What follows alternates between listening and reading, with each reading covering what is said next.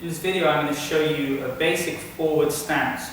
In most martial arts systems there is always a forward stance.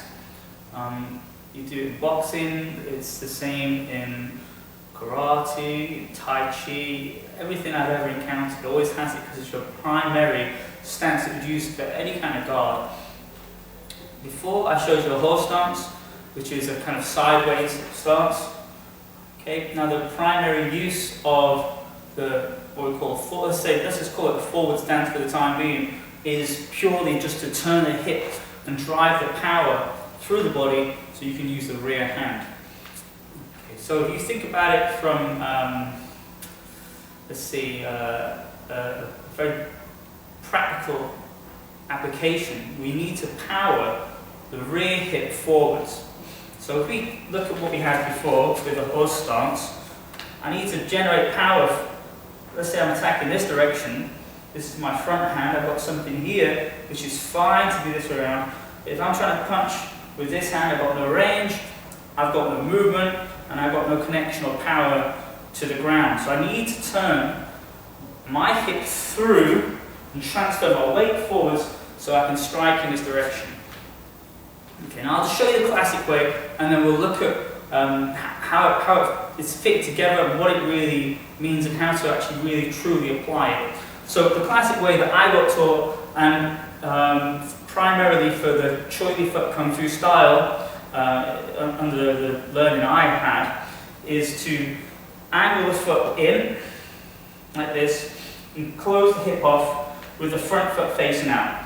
And they call it Ding Jima. It's the Ding character in Chinese looks like a T-shape like this with a little tick on the bottom, and it represents the angle of the feet coming together. Sometimes called the wedge stance. Okay. Now I've seen a lot of people doing it wrong because they do it for demonstration, but what they think looks right. Now to do it wrong is not to say, oh, this is correct, this is wrong, but to do it wrong means that you don't transfer the power and you've got nothing coming from the rear hip. So I see a lot of demonstrations where people are doing a Ding Jima like this, really long. It looks pretty, it's very elegant, but the hips locked out this way, and it should be transferred in. Now, from a boxing background, from what I understand, and analysing your opponent, you know that the person is going to be aggressive as a fighter or defensive as a fighter based on the posture of the body. More sideways on, the more likely to defend. More open and forwards, the more likely to attack. And that's for lots of reasons. And the same goes with the forward stance in martial arts. If you look at karate and tai chi, they both have almost the same stance, same forward stance, which is to have the hips, the feet at hip distance apart, which makes it very easy to have the front hip forward. So the feet are hip distance apart and the front hips forwards. Okay, this is an aggressive one, and it's used primarily to push power through. Some of the lineages of Choy Li Fut, they'll close it off into a wedge, which is primarily used to defend, so prevent from being kicked to the groin or to use to move back. Okay, so this is useful in some ways too. So, for me, the biggest issue is not the position, the posture, it's the usage and how mechanically the body works. So, these are the questions. Do you turn on the toe? Do you turn on the heel? Do you lift and drop? Do you stay on the same line? Do you come off the line? Do you have the front foot closed or the front foot open? Now, each one of them has got value and reasons, but the purpose of the stance is to generate forward force using the rear hand. Now, I remember when I was a little younger, I had a learning curve, a sudden moment of realization. I've done karate for years, and this thing happened. And the chap I was against was a boxer, and he was a good boxer, and won county championships and all sorts of things. It wasn't an organised thing, it was something that's happened. And I remember just how much force it felt. You know, I'd done some contact sparring a little bit before that, but the amount of force he created in this punch, and I'd never at that point been punched by anyone that's a quality boxer, and it was a real shock to the system. And it broke all the rules of what I thought, you know, I was being taught, which is the stable stance, the heels on the floor, you know, using the hip to punch. And he didn't look like that, he just moved, and bam, it was really powerful. So it made me go back and rethink. Now, what I believe is that you don't have to have your heel on the floor. A lot of people are, you know, you must have your heel on the floor in a good thing tomorrow. No, I'm sorry, but that's not right. It's not right. There's no benefit to having the heel on the floor, okay, other than it benefits your instructor. I've seen real high-level instructors, or high-level in terms of their grade, looking and assessing people. I've seen some good demonstrations and some powerful-looking students, and the high-level instructor, high-graded or high-ranked instructor will look at them. You know, they'll whisper, "Oh, what a load of rubbish. You know, his heel's not on the floor. He's not even doing it right." And I'm thinking, you know, okay, fine. Yeah, technically, his heel's not on the floor, but he's generating more force than you are. So the way I see it is, this is all very good and well training. It stretches the calf. It helps align the body. But in a practical application, you're much better off raising the heel off the floor to transfer the weight, and also to reduce the risk of injury to the knee. Pivoting like this through the toe isn't so bad. On the heel, it's just strange. You know, it's not the thing you should do. Trying to keep it flat. The back of the calf here, from the heel to the middle of the calf, it's just all tendon. It's a very powerful tendon. It's designed to push the whole body along in one movement. And if you don't utilize that when you're striking, then there's something very wrong with your technique. So the way I see it is, historically, the Dingjinma, the forward stance, here like this, or the bow stance, or however you want to put it, was put into the system classically and taught just purely so that the person will turn their hip. Okay, this is set, this is how it should be. Now in our system we have a kneeling horse, and I really think that the kneeling horse is truly the forward stance just sunk and applied. So if you were to punch somebody and you were to move into it this way, there's a lot more force there than this way. Yeah? Using the heel to push the energy. All you have to do is look at other sports, professional boxers, and see how they move to generate their force. It's very powerful. You're not going to become off balance by this, because you're actually moving forwards and you squat. So practice, sure, practice it like this. Maybe pivot on the toe. But the problem is when you pivot on the toe, you elongate the stance and the hip doesn't close. Yeah? Or lift. Also, closing your foot off like this, it restricts everything, and if you go to kick, you telegraph your movement. So I recommend you keep a loose stance, slightly open, or it depends on what you want, but slightly open stance. You're aware of a kick coming in anyway. There's always pros and cons in all things.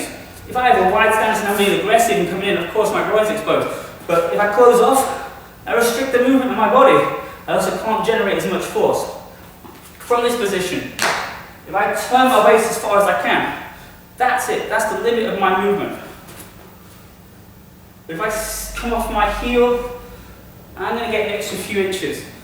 And we're often taught that really the difference between a win and a lose in a fight is just those few critical inches where you can strike the person. This isn't off balance. This isn't wrong. Okay, so when you strike, I've got no problem with people coming up off the heel, just as with kicks. I see, you know, people do a front kick, and they keep the heel on the floor. You know, yep, I was taught, oh, you must always keep your heel on the floor. You know, I don't think so, because if I'm going to do any kind of kick, I need to be able to avoid the twist through the knee. And from my experience and what I've seen, the moment you raise your heel off the floor, the knee just naturally goes into the correct position. Having the heel on the floor has often been wrong. The moment you lift that heel, it puts some kind of tension through the knee, or allows an easy pivot. So I recommend, don't pivot on the toe, don't pivot on the heel, just turn. And when you really apply the power, just let the heel come up. Now in forms, it doesn't look so pretty, especially if you're going to pause in a nice position. People might criticize your form and your technique, but actually, if you're going to hit somebody, it's much better to let the body transfer its weight correctly and not inhibit it. It's that, after all, this power is all about the waist turn. So, in class, perhaps, if you want to work on your flexibility, work on stretching the calf in your stances, but the moment you do it, you lose the connection through the hip, you lose the posture. Being on the toe allows you to transfer the weight correctly. If you want to increase the flexibility in your calf, just do some calf stretches, hold onto the wall, make sure it's long, turn the hip, and also bend and push into it as well, that's good. So I just want you to consider and think about what you're told as a strict, structured, heel must be on the floor. The guard must be, the knee must be crossed off so to protect the groin. And think, well, this is all very well and nice, but let's think about this practically. You can still keep the groin even if my guard's closed off. I'm not transferring my weight correctly. Okay, so when you practice your forms, maybe try it. Lift the heel. See how it feels. Does it feel more natural? Is it okay to have an open stance when you're striking? I think it is. Because, the fights I've been in and the experience I've had even, in the ring, and bits and pieces like this, people move offline. And if someone wants to kick you in the groin, all it takes is this much movement to the side, or they kick in. You don't have to, don't say, the knee's in the way, you can't kick the groin. Well, you can kick around, like this, hooking in with the toe. So there's lots of ways to break someone, to kick in and come around a guard. So you've got to do what's natural, you've got to do what generates the most force. Turning the hip and using the calf to push the power through. Okay. So I'll just show you the classical way for people that are training this in their classes. Turning from Dingjamal to Dingjamal like this. Yeah. And trying to generate force from the hip is the key to it. But work on it, consider it, and change it if you want to. And if someone tells you you're wrong, get them to hit something hard. Let's see them compare themselves to a professional boxer or someone that can generate a lot of force with it. And then question that these things that are so-called classical ways perhaps are not classical. Perhaps in the 60s and 70s and 80s, when martial arts became structured and packaged and sold, it was used more as a method of holding information, correcting students, and constantly telling them, oh, that's not quite right, or that's not quite right. I see it all the time. Oh, this person raised their heel. Yeah, they're kicking up here. So what if they raise their heel? And does that affect the power? I don't think it does. Or, the heel came off, the form's incorrect. No, he's generating more force. Okay, so just have a think. It may not apply to you, or if you want to work the basics, think about the best way of generating force, and make your own mind up from there.